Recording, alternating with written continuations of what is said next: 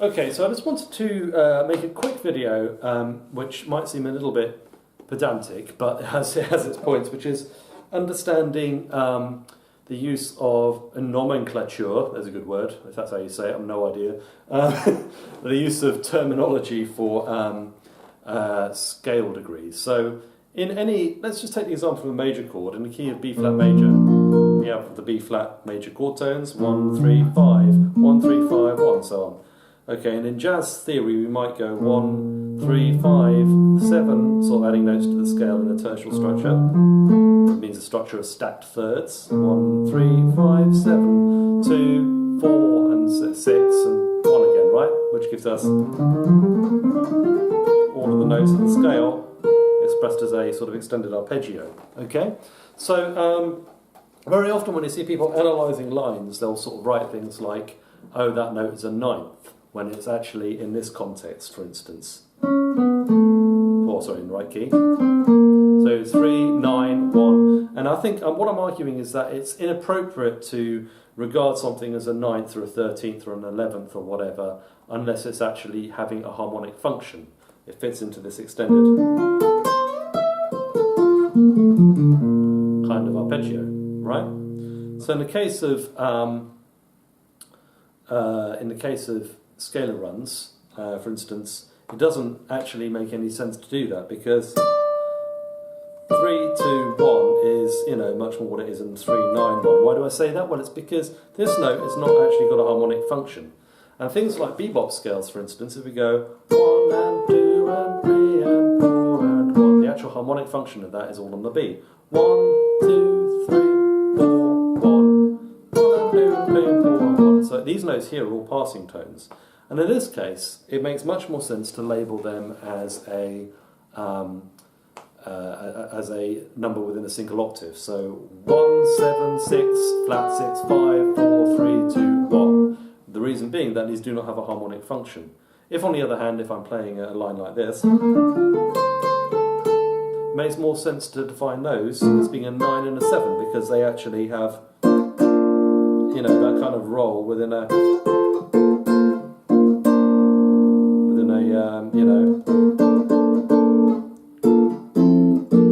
within an extended tertial harmonic structure. And the difference between these is because they are, of course, not resolved by steps. If I was to do this, that would no longer be harmonic in function. It's 1, 3, 5, 7, 2, 7, 1. And obviously there's a kind of blurring of where these notes are harmonic and where they are melodic. But on the whole, any time they resolve back to 1, or whatever the note is, for example in this case, it doesn't make sense to call that, in my opinion, 13 sharp 11 5. It's 6 sharp 4 5, because that sharp, none of those notes have any harmonic function. They're all. So that's not pedantic necessarily, it's just understanding what that note is, whether it's a diatonic upper extension or whatever, or belonging to the chord scale, or whether it's a passing tone. And this really depends. This really sort of depends what happens after the note. It's very much like chords, actually. So, for instance, if I have a B flat major chord and I'm going to play lower neighbour tones, I go 1, 2, 3, 4, and 1, and 2, and 3, and 4, and 1. That creates that B flat structure. You can hear it very clearly. But if I reverse the order around, if I go and 1, and 2, and 3, and 4, and 1, same set of notes, suddenly defines a kind of A flat Phrygian dominant kind of tonality, if you like. And if I do it the other way around, sorry, it says not being able to play it. Then of course you get the B flat tonality again. So that's quite a subtle distinction. It's really where the note is going. Now there's some interesting things you can do, I suppose, with upper neighbours. Upper neighbours in conventional tonal language, such as Mozart and so on and so forth, tend to be diatonic. It's also true of bebop and swing. So for instance, if I'm playing an upper neighbour tone like this, I'll give give you a count of the tempo. 1, 2, 3, 4, and 1, and 2, and 3, and 4, and 1. Obviously that is coming diatonically from above. If I was to swap that around in the same way, and 1, and 2, and 3, and 4, and 1. It sounds a bit funny because usually we'd be used to hearing lower neighbour tones that are chromatic, but it works. And if I was to use upper neighbour tones that were chromatic for the B flat, of course we get that slightly kind of Spanish Phrygian dominant sound. It just sounds like that to our ear, but we're still outlining the B flat, right? So it's quite subtle how that works. As a result, I feel it's useful to, when you analyse a line or something, to understand what's a passing tone and what's a harmonic tone. I'll just give you an example from the beginning of Donna Lee. So Donna Lee starts off like this. Okay, so in this case, we can rightly say this is a passing tone. Now we hit this note, which is very harmonic. Now this note actually belongs to F7. So, I mean, really it's a third of F7, so it makes sense to talk about a third of F7. And within the sort of context of the key, I would think of that as being like a sharp 1, because it's kind of, you know, it's a note that's changed to sort of give you that secondary dominance. So that is that is definitely a harmonic tone.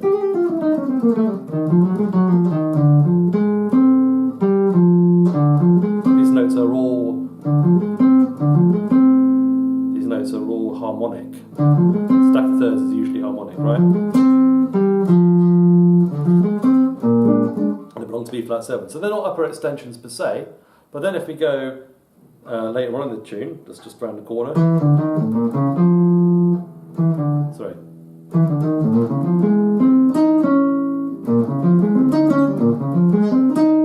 So it does make sense to talk about those notes as being part of an extended chord. Now depending how you look at it, I mean, you can, Barry Harris would view that as being over a E flat 7 chord, and he would just think about you going up the thirds, so I don't even know what he calls that. It's not a chord, it's got more than 4 notes in it. I'd have to look up the terminology. But in terms of conventional jazz education, we would understand that as being a sort of extended, an extended kind of E flat 7 tonality. So we would number the notes like this: flat 7, 9, 11th, and then 13, and then we go back up to 1 again, and then to the flat 7 again. We can always see that as being an enclosure again, so really it's that, okay? So what I'm saying is it's very subtle, the definition between what is harmonic and what isn't harmonic. And this relates really in a key way to the use of sharp 11th on dominant 7th chords, okay? So for instance, if I play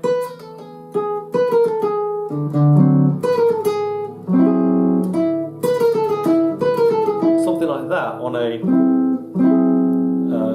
D7 chord, that is actually a harmonic use of a sharp 11th. So then it becomes more or less sensible to say I'm using the I'm using A melodic minor harmony over the top, or D Lydian dominant harmony, you know. But if I do this, then it isn't. Why? Because we're using then the F sharp as a lower neighbour tone. It can be quite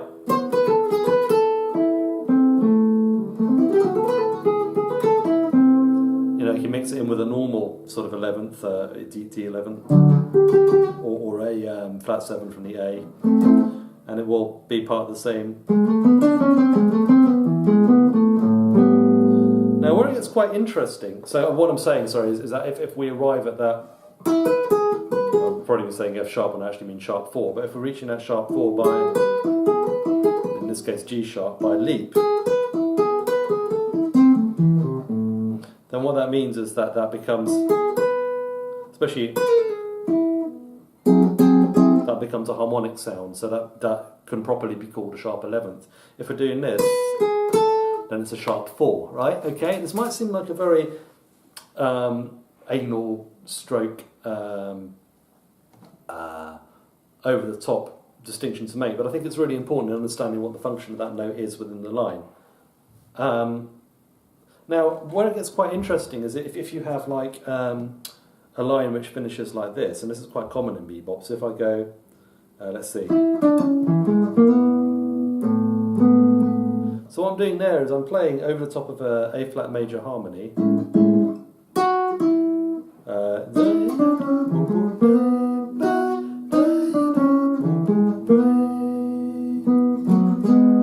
playing what we might think of as the ninth, and harmonically that makes sense, is the ninth. But in fact Barry Harris would call that a 2, and actually I find it interesting because that kind of, if you look what we've done here, we're using a E major triad to get up there, which is the triad from the 5th of the key, A.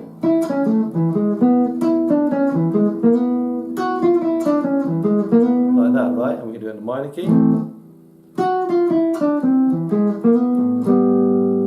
And I'm not quite sure whether that means that that note is really conceptualized as being an upper extension at all, or whether it is actually just playing an unresolved 5-1.